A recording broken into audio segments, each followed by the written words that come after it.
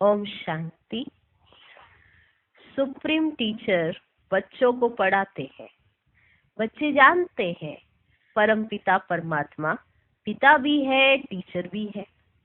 ऐसा तुमको पढ़ाते हैं जो और कोई पढ़ा ना सके। तुम कहते हो शिव बाबा हमको पढ़ाते हैं। अब ये बाबा कोई एक का नहीं है। मनमना भव, मध्याजी भव, इसका अर्थ समझाते हैं। मुझे याद करो। बच्चे तो अब समझदार हुए हैं। बेहद का बाप कहते हैं तुम्हारा वर्षा तो है ही, ये कभी भूलना नहीं चाहिए।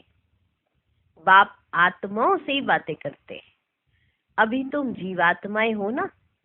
बेहद का बाप भी निराकार है। तुम जानते हो इस तन द्वारा वे हमको पढ़ा रहे हैं और कोई ऐसे नहीं समझेंगे। और बाहर वाला तो कोई ऐसे समझ ना सके ना। कि तुम बच्चे ही जानते हो कि बाप इस तन के द्वारा हमको पढ़ा रहे हैं।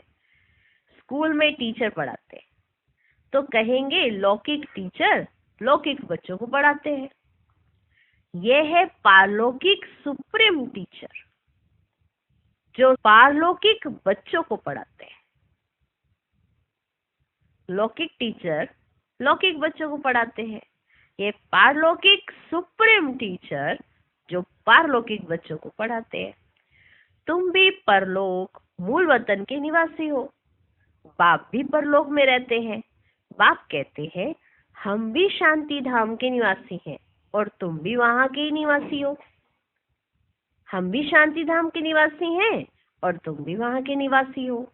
हम दोनों एक धाम के रहवासी हैं। तुम अपने को आत्मा समझो और मैं परमात्मा हूँ। अभी तुम यहाँ पाठ बजा रहे हो। पाठ बजाते बजाते तुम अभी पतित बन गए हो। ये सारा बेहद का मांडवा है जिसमें खेल होता है। ये सारी सृष्टि कर्म क्षेत्र है। इसमें खेल हो रहा है। ये भी सिर्फ तुम ही जानते हो कि ये बेहद का खेल है। इसमें दिन और रात भी होते हैं। सूर्य और चांद कितनी बेहद की रोशनी देते हैं। ये है बेहद की बात। अभी तुमको ज्ञान भी है। रचता ही आकर रचता और रचना के आदि मध्य अंत का परिचय देते हैं। बाप कहते हैं तुमको रचना के आदि मध्य अंत का राज सुनाने आया हूँ। किसका? रचना के आदि मध्य अंत का राज सुनाने आया हूँ। यह पाठशाला है। पढ़ाने वाला अभोक्ता है। ऐसे कोई नहीं कहेंगे कि हम अभोक्ता हैं। ये पाठशाला है और पढ़ाने वाला अभोक्ता है। अहमदाबाद में एक साधु ऐसे कहता था। परंतु बाद में उसकी ठगी पकड़ी गई। वो कहता था मैं अभोक्ता हूँ। इस समय ठगी भी बहुत निकल पड़ी है। वेशधारी बहुत है। इनको तो कोई वेश है ही नहीं। मनुष्य समझते हैं कृष्ण ने गीता सुनाई तो आजकल कितने कृष्ण बन पड़े हैं। अब इतने कृष्ण तो होते ही नहीं है। यहाँ तो तुमको शिव बाबा पढ़ाते हैं। शिव बाबा आकर पढ़ाते हैं, आत्माओं को सुनाते हैं। तुमको बार बार कहा गया है कि अपने को आत्मा समझ, भाई भाई को सुनो। बुद्धि में रहे बाबा की नॉलेज हम भाइयों को सुनाते हैं। मेल अथवा फीमेल दोनों भाई भाई हैं। इसलिए बाप कहते हैं तुम सब मेरे वर्षे के हकदार। ऐसे फीमेल को वर्षा नहीं मिलता है ना। लेकिन बाबा ने कहा मेल हो या फीमेल हो तुम आपस में क्या हो? भाई भाई हो। इसलिए तुम सब मेरे वर्षे के हकदार हो। वैसे फीमेल को वर्षा नहीं मिलता है क्योंकि उनको ससुर घर जाना है। यहाँ तो है ही सब आत्माएं। अशरीरी होकर जाना है घर। अभी जो तुमको ज्ञान रतन मिलते हैं ना, ये अविनाशी रतन बन जाते हैं। अभी जितना ज्ञान जो उठाएगा ना उतना वो धनवान होगा सत्य। अभी आप देख लो हमारी बुद्धि में कितने ज्ञान रतन है, उतने ही धनवान होंगे सत्य। जितना अभी भरेंगे उतना वहां होंगे खजाने में। इसलिए एक भी पॉइंट मिस नहीं होनी चाहिए। माना एक रतन गया तो अभी बाबा कितना स्पष्ट बता रहे हैं, रतन चाहिए तो ये ज्ञान रतन अभी धारण करो संगम पर। जितने ये धारण करोगे भविष्य में उतने रतन स्थूल में मिल जाएंगे। अभी ये सूक्ष्म धारण करो, जितना बुद्धि में जाता है, जितना ठहरेगा ये पढ़ाई, उतने वहां तुमको रतन मिलेंगे, उतने बड़े राजा बनोगे। अभी कितनी धारण करते हैं, ये हर एक नंबरवार बैठे हैं, हम सब बच्चे नंबरवार है। कोई सुनते ही धारण कर लेते हैं, कोई सुनते ही समा लेते हैं, और कोई सुनते सुनते सुनते भी नहीं समा पाते, उनको समझ ही नहीं आ पाता है कि क्या हो क्या रहा है, उनके ऊपर से ही निकल जाते हैं। जैसे स्कूल में होता है ना, क्लास में टीचर तो पढ़ा रहा है, कई स्टूडेंट्स होते पता क्या पढ़ा है, हैरान परेशान रहते हैं कि आज कौन सा टॉपिक सुना दिया, उनको समझ नहीं आ पाता। मोटी बुद्धि होते हैं ना थोड़े, तो उनके ऊपर से निकल जाते, वो उनकी बुद्धि इधर उधर ही भटकती रहती है। बाहर देखेंगे कि कौन आ रहा है कौन जा रहा है, क्लास में कोई आएगा तो भी देखेंगे, कोई जाएगा तो भी देखेंगे, कोई उठेगा बैठेगा तो भी देखेंगे, पर उनका ध्यान टीचर की तरफ नहीं होगा। तो ऐसे बच्चे नापास हो जाते हैं। तो बाबा कहते अभी जो तुमको ज्ञान रतन मिलते हैं वे अविनाशी रतन बन जाते हैं। आत्मा ही ज्ञान का सागर बनती है ना, आत्मा ही सब कुछ करती है, परंतु मनुष्यों को देह अभिमान होने के कारण देही अभिमानी बनते ही नहीं है। देह अभिमान बहुत है मनुष्यों में, वो होने के कारण देही अभिमानी बनते नहीं है। अब तुमको देही अभिमानी बन एक बाप को याद करना है। कुछ तो मेहनत चाहिए ना। लौकिक गुरु को कितना याद करते हैं ना, मूर्ति रख देते हैं, अपना मंदिर बनाते हैं, उसमें लौकिक गुरु की मूर्ति रख देते हैं। अब कहाँ शिव का चित्र, कहाँ मनुष्य का चित्र, रात दिन का फर्क है। वह गुरु का फोटो पहन लेते हैं, हाँ, गुरु का फोटो पहन लेते हैं। पति लोगों को अच्छा नहीं लगता कि दूसरों का फोटो पहने। हाँ, शिव का पहनेंगे तो वह सबको अच्छा लगेगा, क्योंकि वह तो परम पिता है ना। हाँ, अगर शिव बाबा का पहनेंगे लॉकेट तो सबको अच्छा लगेगा, उनका चित्र तो होना चाहिए। यह है गले का हार बनाने वाला, शिव बाबा जो है गले का हार बनाने वाला। तो रुद्रमाला के मोती बनेंगे। यूं तो सारी दुनिया रुद्रमाला भी है, प्रजापिता ब्रह्मा की माला भी है, ऊपर में सिजरा है, वह है हद का सिजरा, बच्चे यह है बेहद का। जो भी मनुष्य मात्र है सबकी माला है। आत्मा कितनी छोटे से छोटी बिंदी है, बिल्कुल छोटी बिंदी है। ऐसे ऐसे बिंदी देते जाओ तो अनगिनत हो जाएंगी, गिनती करते करते थक जाएंगे। परंतु देखो आत्मा का झाड़ कितना छोटा है। ब्रह्म तत्व में बहुत थोड़ी जगह में रहती है आत्मा, इतनी सी जगह में, बहुत थोड़ी सी जगह लेती है ब्रह्म तत्व में। वह फिर यहाँ आती है पाठ बजाने, तो यहाँ फिर कितनी जगह चाहिए, हाँ? यहाँ फिर कितनी लंबी चौड़ी दुनिया है, कहाँ कहाँ एरोप्लेन में जाते हैं, वहां फिर एरोप्लेन आदि की दरकार नहीं है। परम धाम में एरोप्लेन में नहीं जाएंगे, हाँ, वहां एरोप्लेन की दरकार ही नहीं है। आत्माओं का छोटा सा झाड़ है, क्योंकि आत्मा लेती कितनी सी जगह है, छोटी सी। और वही आत्मा जब नीचे आती है यहाँ धरती पर तो कितनी जगह लेती है। अभी शरीर को भी देखो कितनी जगह चाहिए, पर आत्मा परम धाम में जब जाती है तो इतनी सी जगह लेती है। इसीलिए आत्माओं का जो झाड़ है ऊपर वो छोटा सा है। यहाँ मनुष्यों का कितना बड़ा झाड़ है। ये सब है प्रजापिता ब्रह्मा की संतान, जिसको कोई एडम कोई आदि देव कहते हैं। मेल फीमेल तो जरूर है। तुम्हारा है प्रवृत्ति मार्ग, निवृत्ति मार्ग का खेल होता ही नहीं है। एक हाथ से क्या होगा, दोनों पहिए चाहिए। दो है तो आपस में रेस करते हैं। अगर दोनों पहिए चल रहे हैं तो आपस में रेस करते हैं कि मैं ज्ञान योग में तीखा जाऊं या तुम ज्ञान योग में तीखी जाओगी, तो दोनों आपस में रेस करते हैं। दूसरा पहिया साथ नहीं देता है तो ढीले पड़ जाते हैं। मान लो एक पति चला पर पत्नी नहीं चली, हाँ, और वो साथ नहीं दे रहा तो एक ढीले पड़ जाते हैं। तो बाबा कहते परंतु एक के कारण ठहर नहीं जाना चाहिए। पहले पहले पवित्र प्रवृत्ति मार्ग था, फिर होता है अपवित्र, गिरते ही जाते हैं। तुम्हारी बुद्धि में सारा ज्ञान है। यह झाड़ कैसे बढ़ता है, कैसे एडिशन होती जाती है, ऐसा झाड़ कोई निकाल न सके। कोई की बुद्धि में रचता और रचना के आदि मध्य अंत का नॉलेज है ही नहीं। इसलिए बाबा ने कहा था यह लिखो कि हमने रचता द्वारा रचता और रचना की नॉलेज का अंत पाया है। वे तो ना रचता को जानते ना रचना को। अगर परंपरा ये ज्ञान चला आता तो कोई बतावे ना, सिवाय तुम ब्रह्मा कुमार कुमारियों के कोई बता ना सके। तुम जानते हो हम ब्राह्मणों को ही परमपिता परमात्मा पढ़ाते हैं। हम ब्राह्मणों का ही ऊंचे से ऊंचा धर्म है। चित्र भी जरूर दिखाना पड़ता है, चित्र बगैर कब बुद्धि में बैठेगा ही नहीं।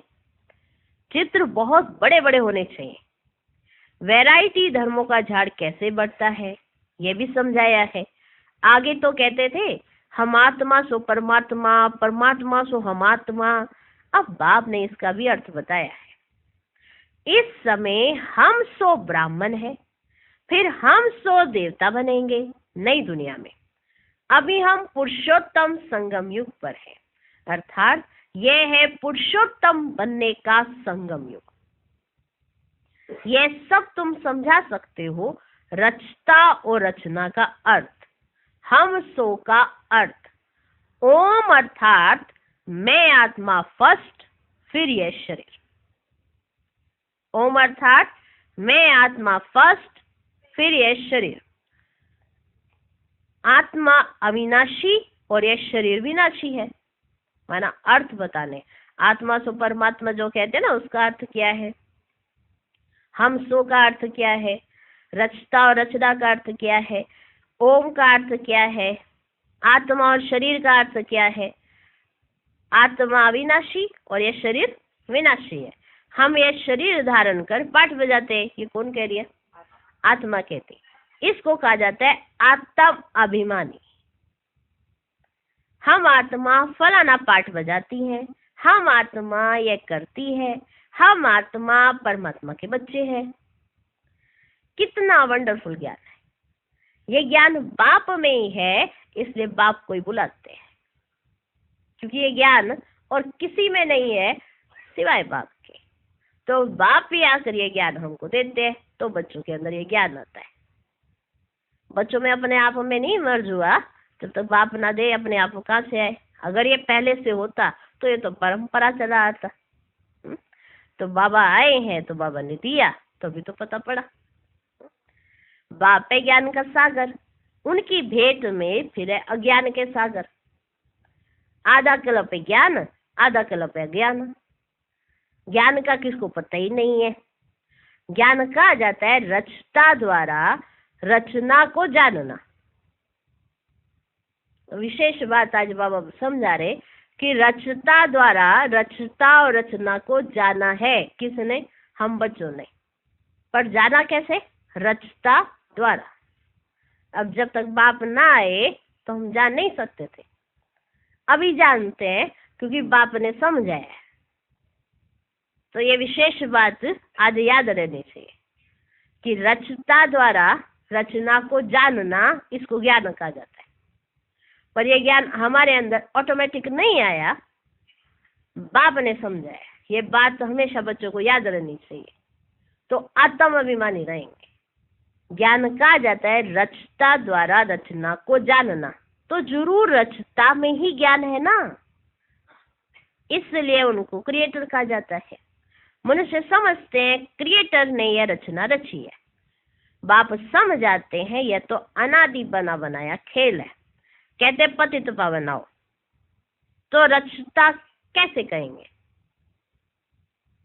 कहते हैं पतित पावन आओ, तो रचता कैसे कहेंगे? रचता तब कहे जब परले हो फिर रचे। वो समझते हैं ना कि ये बाबा ने रचा है, माना वो रचयिता है, माना बार बार रचते हैं इसको। तो बाबा समझाते कि मैं इसे बार बार नहीं रचता हूँ। हाँ, ये अनादि अविनाशी एक खेल है, ये एक बना बनाया खेल है। तो बाबा समझाते हैं कि रचता का अर्थ वो नहीं है कि रचना बैठ के। मैं रचयिता हूँ क्योंकि मैं तुम्हें रचना का ज्ञान देता हूँ। मैं ये जानता हूँ मेरे अंदर रचना का ज्ञान है, तो मैं अपनी रचना को आकर देता हूँ। तो जब देता हूँ तो मैं रचयिता हूँ, ना कि मैं बैठ के रचना को रचता हूँ। समझे? ये बात भी समझने की है कि अगर पतित पावन आओ कहते हैं तो रचता कैसे कहेंगे? मानो बुला रहे हैं ना, बुला कौन रही है? रचना। रचना बुला रही है। कब बुला रही है? जब नीचे है पर ज्ञान नहीं है, तो बाप आकर क्या देते हैं? ज्ञान देते हैं। रचना के आदि मध्य अंत का ज्ञान देते हैं, ना कि उसके परले का। ना कि परले हो जाती है फिर बैठ के रचते हैं। रचता तब कहें जब परले और फिर रचे। बाप तो पतित दुनिया को पावन बनाते हैं। ये सारे विश्व का जो झाड़ है उनके आदि मध्य अंत को तो मीठे मीठे बच्चे ही जानते हैं। अब रचता कैसे रचना का ज्ञान देते हैं कि अब रचना आदि मध्य अंत को जानते हैं। बाबा कहते हैं मेरे मीठे मीठे बच्चे जानते हैं। जैसे माली हर एक बीज को और झाड़ को जानते हैं ना, बीज को देखने से सारा झाड़ बुद्धि में आ जाता है। तो यह है ह्यूमैनिटी का, माना मनुष्य सृष्टि का बीज। उन्हें कोई नहीं जानते। गाते भी हैं परम पिता परमात्मा सृष्टि का बीज रूप है, सत्य चित्त आनंद स्वरूप है, सुख शांति पवित्रता का सागर है। तुम जानते हो ये सारा ज्ञान, जो बातें बाबा समझा रहे ना इस समय, ये सारा ज्ञान परम पिता परमात्मा इस शरीर द्वारा दे रहे हैं। तो जरूर यहाँ आएंगे ना? आएंगे कि नहीं आएंगे? आएंगे ना। पतितों को पावन प्रेरणा से कैसे बनाएंगे? अब बुद्धि है इस समय पतित, तो पावन की प्रेरणा कैसे होएगी? सबसे पहली बात है, जब तक पतित पावन नीचे ना आए तो पतित पावन बन नहीं सकते। तो उसकी बात भी समझ नहीं सकते जो एवर प्योर है। तो प्रेरणा से तो काम चलेगा नहीं ना। तो बाप यहाँ आकर सबको पावन बनाकर ले जाते हैं।